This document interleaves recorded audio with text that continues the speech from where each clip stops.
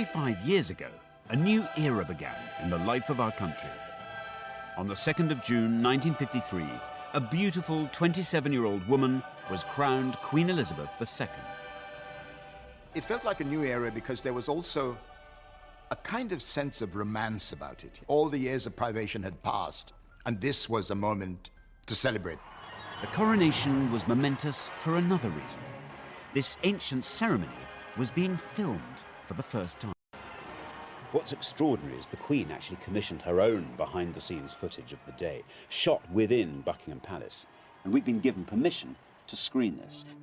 Tender, touching and warm.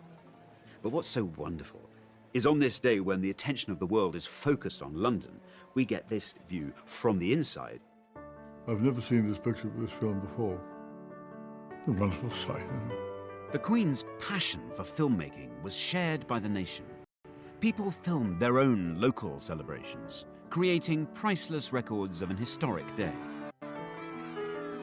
We've scoured archives across the country to find the very best footage. As you'll see, the joy of this thing just shines out of the screen.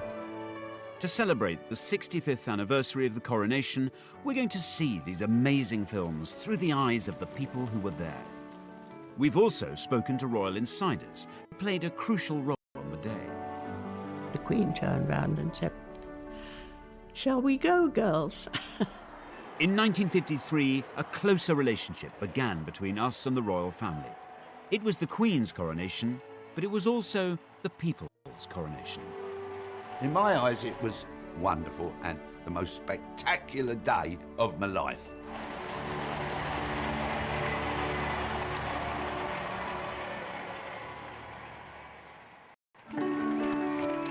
The coronation of Queen Elizabeth II was a day of national celebration, a moment of glorious technicolor after the dark days of the Second World War.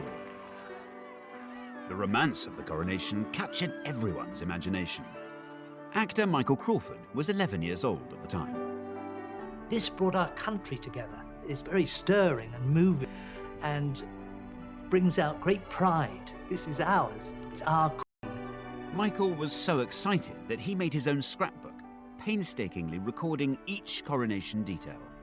Everything I could find in the newspapers, I cut out. Beautifully done. It was obviously a passion.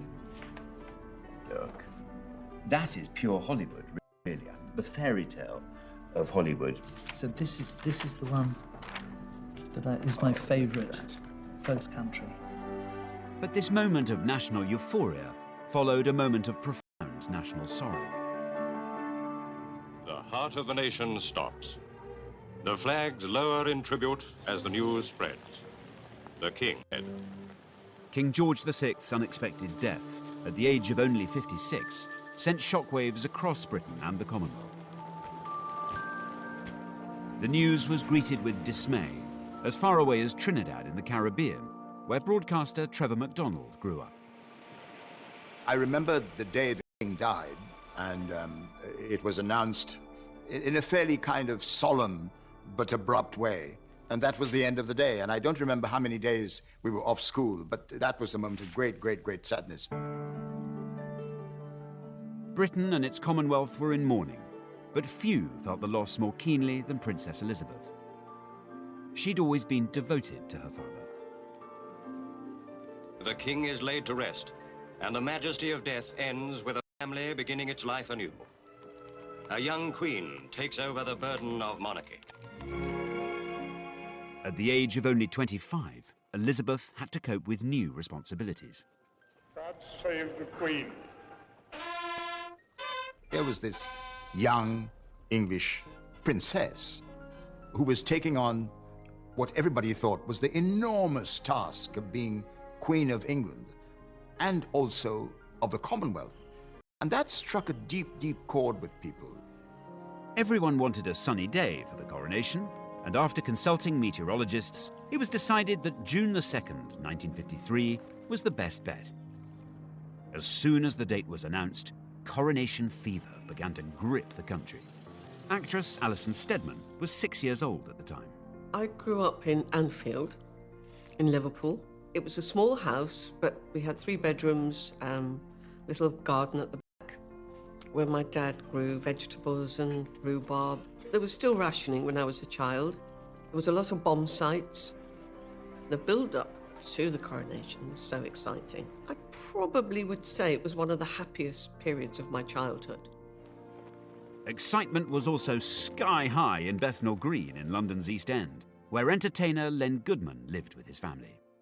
Back then, they didn't make such a hullabaloo about things, but everywhere there was this buzz of excitement, of anticipation. The Queen's coronation was a big deal.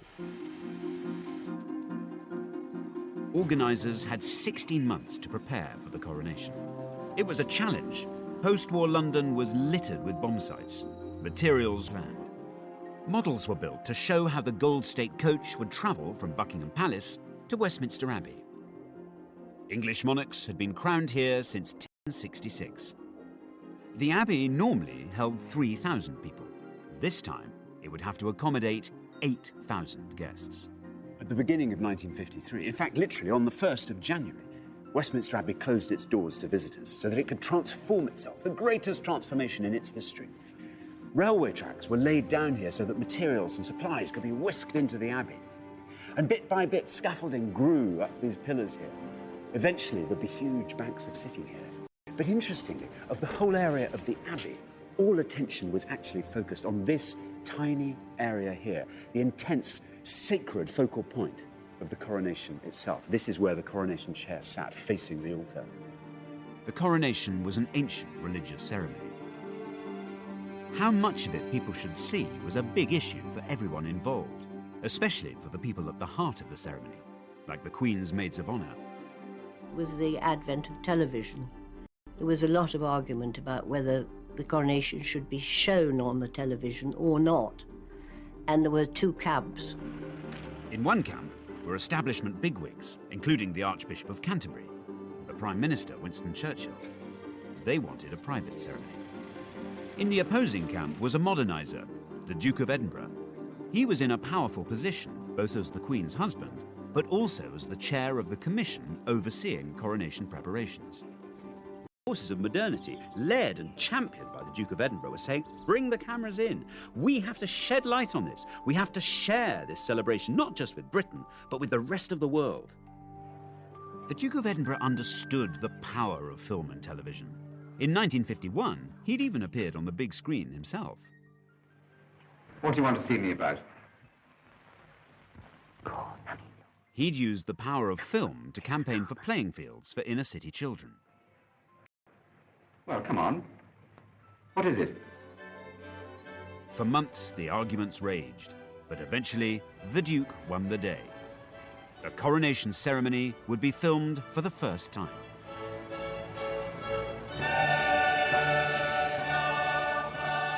It was nothing less than a royal revolution.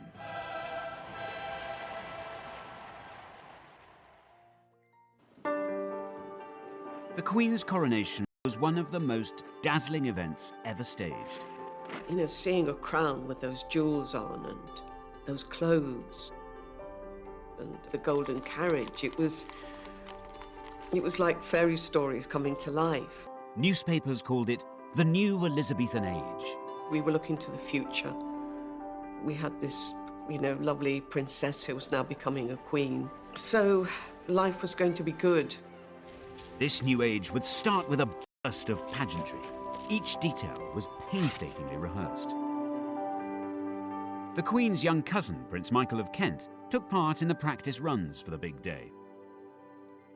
The coronation was the most extraordinarily exciting thing, especially for a small boy of about 10 or whatever I was.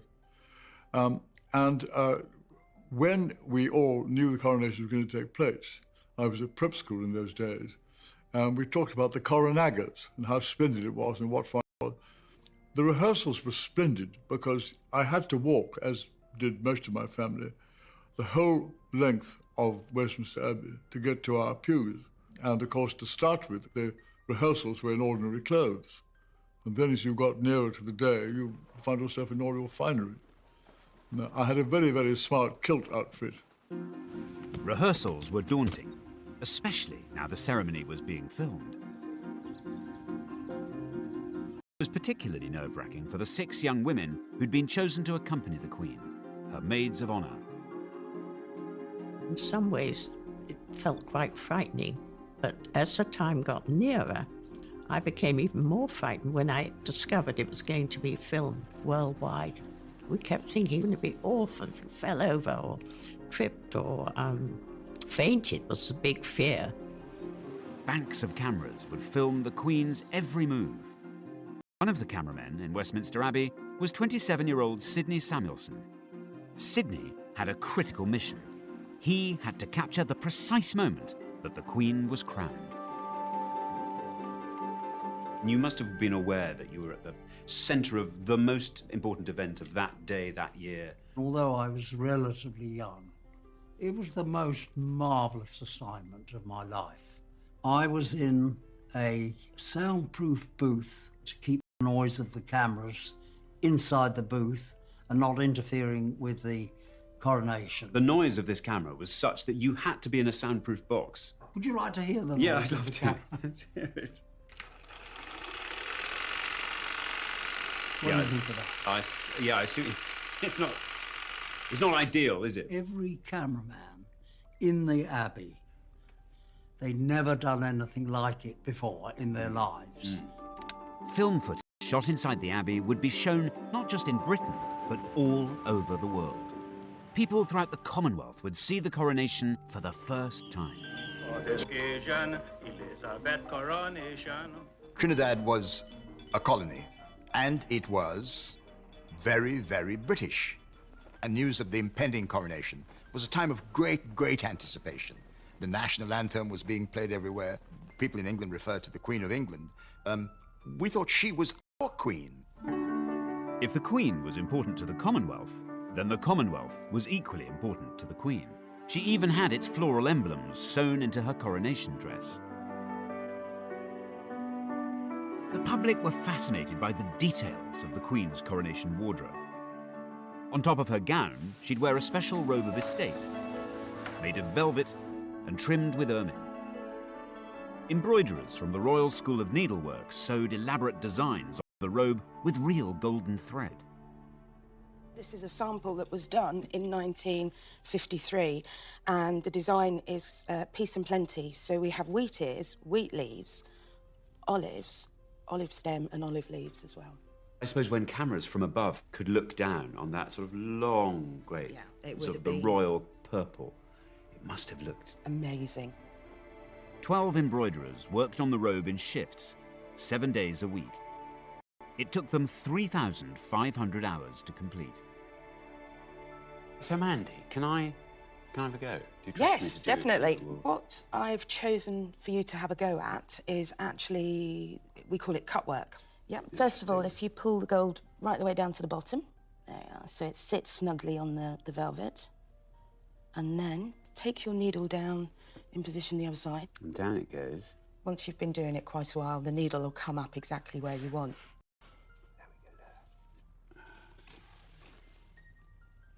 I'm not going to pretend I'm not thrilled with that, Mandy. It was good, actually. Yeah, you got it in the right place first time. There's an embroidery in you. The filming of the coronation created additional challenges. The Queen had to look good on camera for the millions watching. Top makeup designer Thelma Holland was brought in to help. My mother had to get samples of the red robe that the Queen was going to wear on her way to the Abbey and the purple robe of estate that she was going to wear after the coronation, and produce the makeup and, much more important than anything else, the lipstick that she was going to wear, which would clash with neither and match both. Too dark and she would have looked almost ghoulish, too red and it would then have clashed with the purple coronation robe after the event. So it had to be, it was a very, very fine balance. And this was the famous sample from the robe makers. It's with the cosmetic chemist to find exactly the right tone, but I think she did a good job. And if you look at the colour films of the time, there doesn't appear to be a clash. Most people would be watching not in glorious Technicolor, but in grainy black and white. In the 14 months leading up to the coronation, the number of TV licenses rocketed by 1 million. The age of mass television dawn. We were the only home in the street that had a television.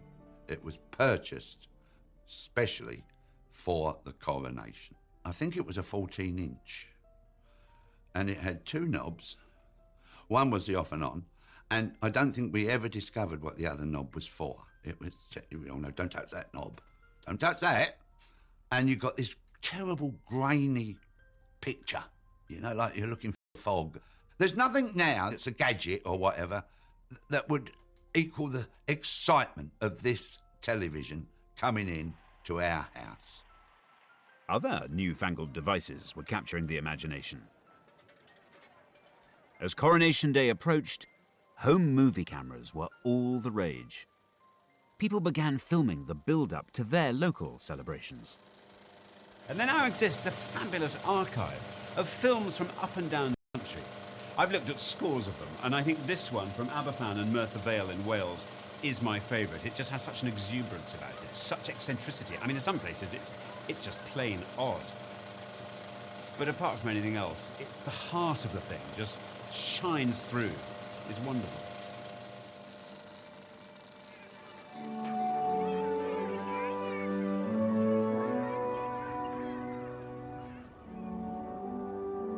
The Welsh mining village of Aberfan has had more than its fair share of tragedy. In 1966, the village suffered a terrible disaster when a primary school was engulfed by a huge landslide. More than 100 children died.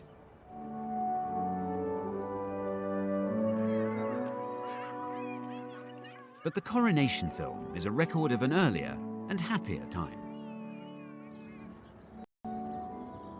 Well, I think I might have found a couple of people who actually appear in the film. So I've come here to Aberfan to talk to Chris and Eileen, who are going to tell me a bit more about this place.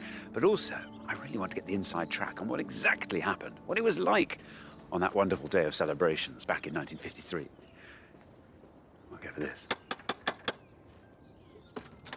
Hello. Are you Chris? I am. Hello. How do you do? I'm Alexander. Thank you. Lovely to meet you. How nice to be here. Can we come in? So excited. What was it that you were excited? Was it everybody coming together, or was it... Oh, it was lovely. And everybody decorated their windows, and there was a competition for that. And everybody put flags up. And the comical thing was that we saw some really funny ladies. And in the middle of a couple of the lines, they put their big bloomers up. In the middle. Well, in the bunting? Yes. You'd have triangle, triangle, triangle, bloomers, triangle... You'll never... And everybody used to be laughing. And it was really funny, you know. We had a lot of fun. And there was the Queen. I was an attendant to the Queen. Our local farmer, Donald, he gave us he drove the tractor and they decorated it beautiful.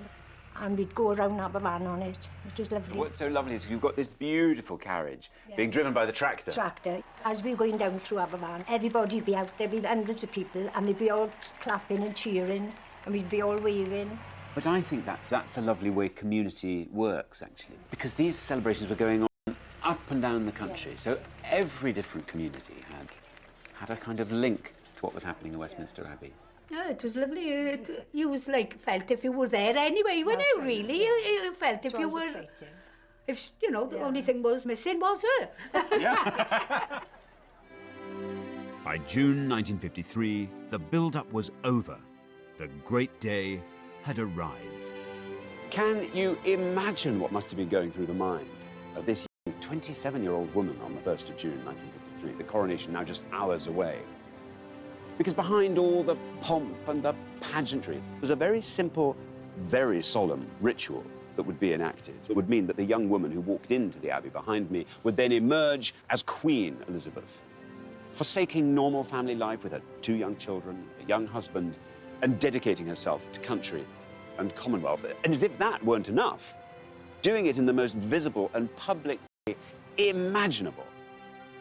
Millions waited with bated breath for a day of pageantry, the like of which the world had never seen. Just like Christmas, but more so, really. This is mega. This is everyone. It was like Christmas with knobs on.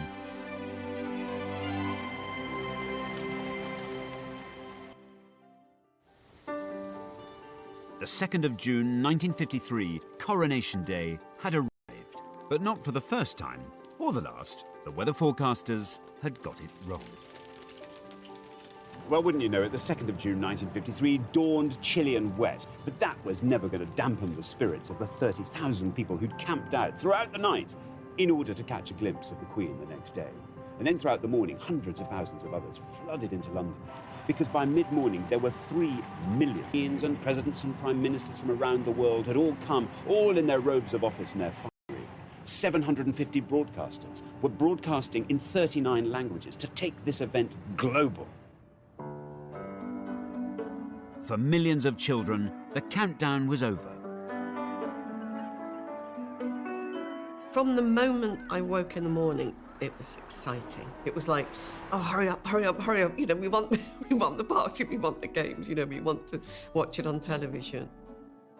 One group of children had an extra reason to feel excited. Choristers from St. Paul's Cathedral were singing in the coronation service.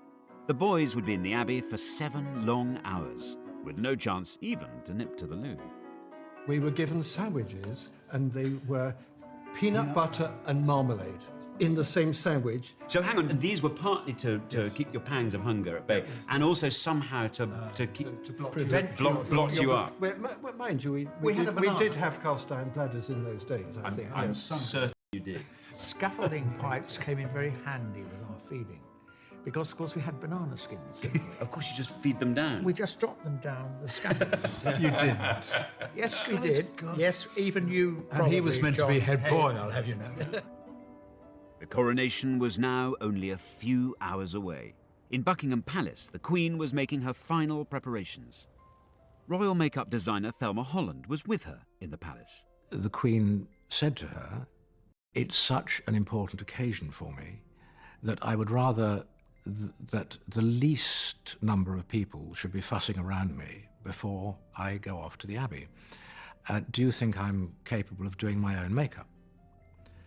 And my mother said to her, "Yes, ma'am, I'm sure you're perfectly capable of doing it." And the Queen then said to her, "I would like you to be here just in case." She did her own makeup for the coronation. I think it was such a momentous occasion for, what after all was a young woman. And I think the idea that she had a moment to her on her own would have been extremely important to her.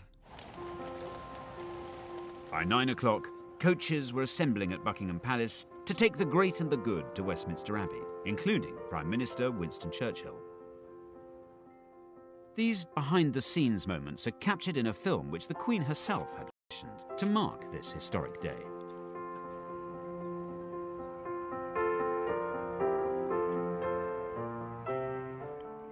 I've never seen this picture of this film before.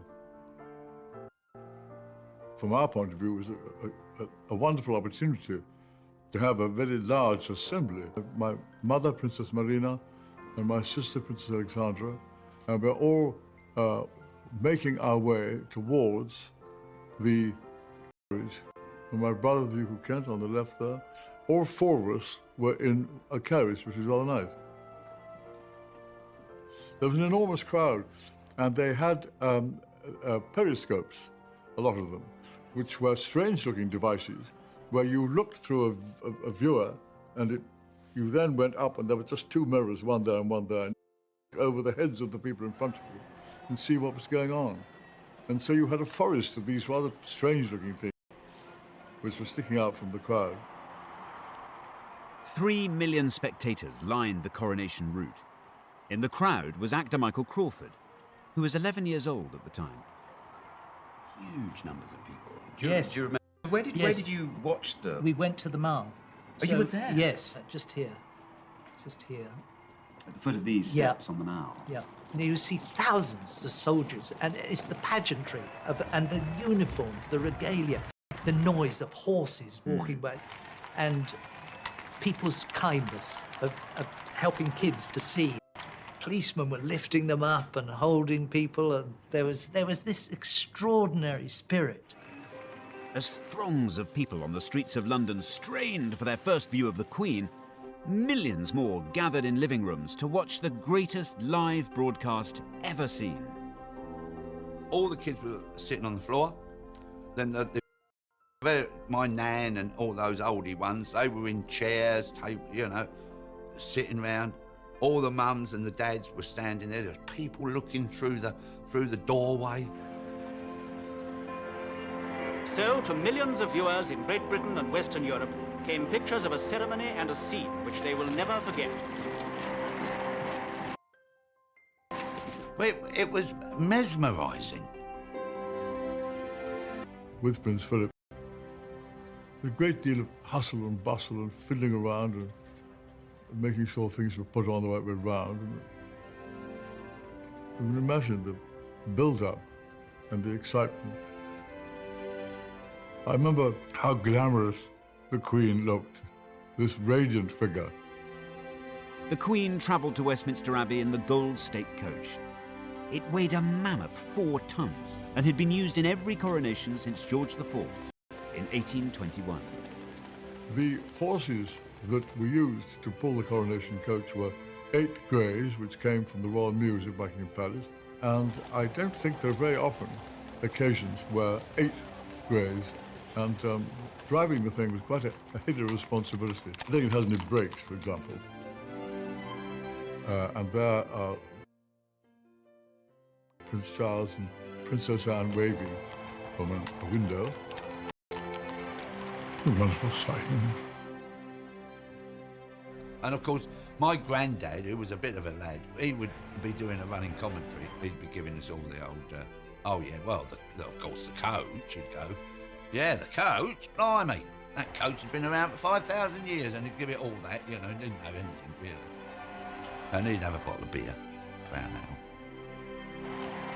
The coach, which through the centuries has borne 6 monarchs to their coronations, has never carried one more fitted for the tasks of sovereignty than she who now is to be crowned. Waiting at the entrance to Westminster Abbey were the 6 young women who had helped carry the Queen's coronation robes, the Maids of Honour. I was one of the ones to take her out of the carriage when she got to the Abbey, and she didn't appear to be in the least bit worried. The Queen turned round and said, "Shall we go, girls?"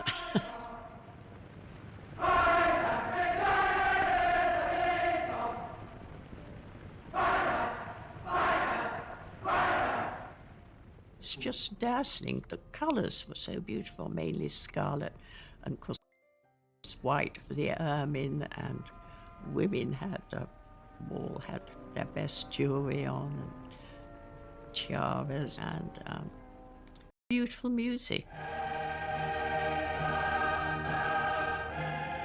And whenever I hear that music, I feel, you know, pricking in the eyes and catching in the throat.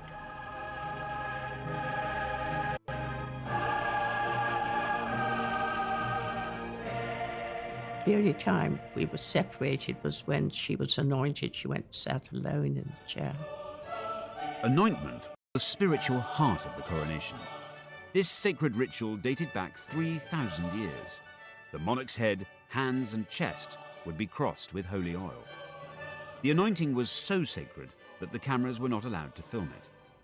And here, in the most mysterious of the rites of coronation, the Archbishop anoints her with holy oil and consecrates her to her great office. A gold canopy was held above the Queen, shielding her from view. To me, it was incredibly moving because she was giving up her life. She looked vulnerable and young, and one felt that she was taking on a huge burning took place. Filming the crucial moment when the crown was placed upon the Queen's head was the shot assigned to cameraman Sidney Samuelson. The last and grandest symbol of all is the crown of St. Edward. It was what millions of people worldwide were waiting to see. I knew that that was the key shot. I prepared for it, and I wound up both springs to their maximum. When I got to the end of this, it was fully wound, just before I heard the spring broke. The only time in my whole experience I ever had a spring go was in the Abbey on Coronation Day. Isn't that ridiculous? Down on the floor of the Abbey, trouble was also brewing for the Maids of Honour. One of my friends, Anne Connor, she felt very faint. I felt something moving against my back, and I thought, goodness, what's happening here? Then I realised Anne was slipping down. We wore long gloves, and we had smelling salts concealed so that you could just pop them if you felt you were going to faint. So she was lifted up by the others and supported. And soon after that, we went into the vestry, where the Archbishop produced a bottle of brandy, and Anne had a little swig. He said, "This'll do you good." Meanwhile, cameraman Sidney Samuelson was trying to save the day. There was no way I could repair a spring, but I had brought a spare camera body, and I just managed to get it all fixed, and the door closed, and I switched on, and I got the shot that they wanted. The climax of the ceremony has arrived, when the Archbishop gently sets this splendid emblem on the Queen's head. Oh, here we go. Oh, now we're cooking on gas. Yes. Oh, everybody'd go into a hush now. Here comes the crown. Straight. Oh, up he goes. Gently, Bentley.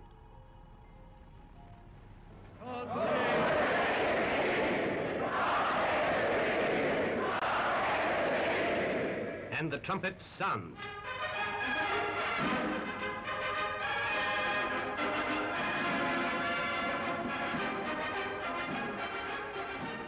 Among the lay lords, the first to declare himself is her own husband, Philip, Duke of Edinburgh. Rising, he kisses the Queen's cheek and touches the Queen's... In 1953, however, there wasn't just one Queen being crowned, there were dozens. Replica coronation ceremonies were held in towns and villages across the country. In the mining village of Blackburn in Scotland, 14-year-old Christina Anderson was to be crowned Queen. Now then, so much to ask you about. Tell me all about your coronation here in Blackburn in 1953. How did it come about? How were you chosen? They collected all the names. Yeah. And the names of the kids that were for fairies and all the rest of it. And they put them in this big barrel. And then... It's like a sort of tombola, all the names. Christina's big day was captured in beautiful colour film. It's a record of the pride which Blackburn took in its royal celebrations. In the weeks leading up to the coronation, a local schoolmistress put Queen Christina and her entourage through their paces. What happened in the rehearsals? What were you taught? Everything. I taught you how to wave and... Show me your wave. That's the wave. Have I got it right? Oh no, I haven't got the. No, I'm not nothing. Oh right, three. God, I'm not sure. I couldn't be Queen. Can't. And she had you waving. What else did she get you to do? Walking up the stairs. What? We had to walk up the stairs regally. Regally. So when it got to the day, I mean, were you? You must have been really nervous. Yeah, we were getting quite excited about it. How many people were there? Oh, there were hundreds here. And then this is the proclamation. Oh, look at that. There it is. The townsfolk and good neighbours of Blackburn are desirous of having a queen to rule over them in matters of joy and festivity during her reign of office. Therefore, it is now appointed she be crowned Gala Queen in the presence of her subjects who will pledge their loyal devotation and willing service. I could do with more of this Queen stuff. I hope you took them up on it. You had become the Queen, really, hadn't you? Yes. Your job was to go out and you now had to go off and Yes. shake people's hands Yeah. and... You're the Queen for a day. Blackburn's film shows how local communities shared in the national celebrations hundreds of miles away in London. The televising of the coronation helped to forge a new and closer relationship between the Queen and her people. I think us all sitting there and talking about it made you feel more a part of the whole thing. But to all intents and purposes, I know we're sitting in E3, but we're With the official coronation over, Britain was about to have the most almighty celebration.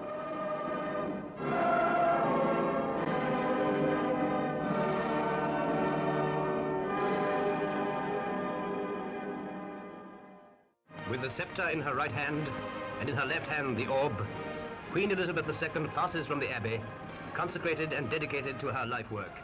She was a pretty young English rose, and to watch this new age come into being with the coronation of the Queen was a moment to celebrate.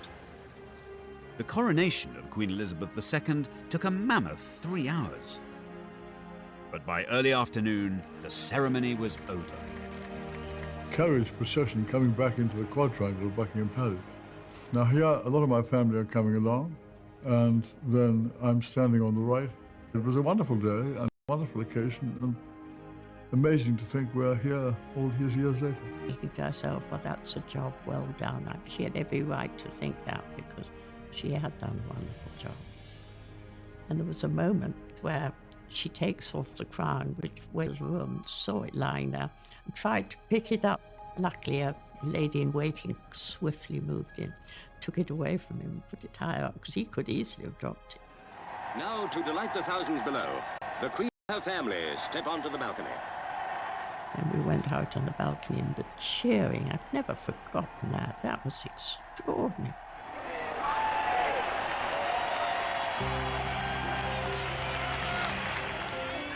Coronation Day in Buckingham Palace had formally ended. But in the East End, the party was just beginning. Now look at this. Hey, hey? Look at this. Elizabeth R, 1953. That is the photograph of the kids in Bethnal Green, just before we get sat down to the banquet. There's me, little Lenny boy, and the rest are just the street kids of our street. Prime Minister Winston Churchill had lifted sweet rationing in time for the coronation, so children could tuck in to a sugary feast. We all had to sit down and then sang God Save the Queen, and then off we went with the food. And course after course. It was, honestly, it was like a tasting menu. Oh, salmon, sat up, yeah. Salmon sandwiches, how posh. Gorgeous. Coronation Day was drawing to a close in Britain, but on the other side of the Atlantic, and warmed up and waiting for a 5-hour transatlantic dash. Film footage of the ceremony had been flown at breakneck speed to the US. 85 million Americans tuned in to watch the Queen being crowned.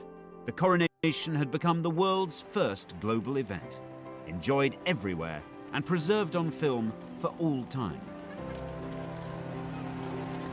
But it's back home where the memories of Coronation Day remain strongest. So tonight I'm staging my own world premiere. I'm showing the 1953 Aberfan coronation film so villagers can see it and enjoy it for the first time. Hi there. How you doing? Welcome. Ah, and here's Mary. I'm no fear. I'm here.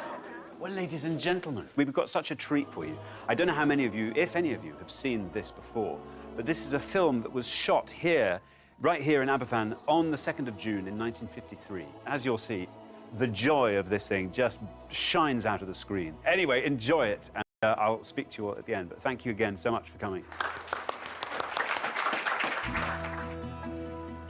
Oh, there's there's my sister, but that's it. Yeah, that's her there. That's my sister. Yeah, and Glenn is over the other side. Oh, look.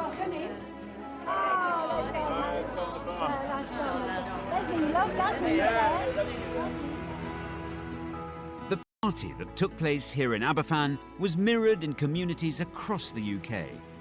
From Brighton to Blackburn, from Leicester to London, the whole nation joined in. There are over 100 films of local coronation celebrations filmed in every corner of the UK. Taken together, they're a shared record of a unique day.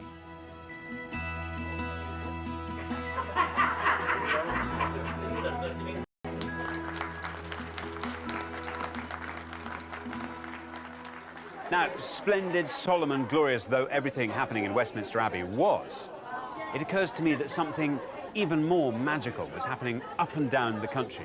Communities were taking this as their signal, just to fling their souls into something so joyous, unabashed joy, of a kind that you still feel the warmth emanating down the years.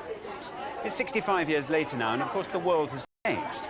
But one thing I've found up in Blackburn, here in Aberfan, is that that strong sense of community that was brought alive by events such as the coronation is still alive and strong, and that is surely something to celebrate.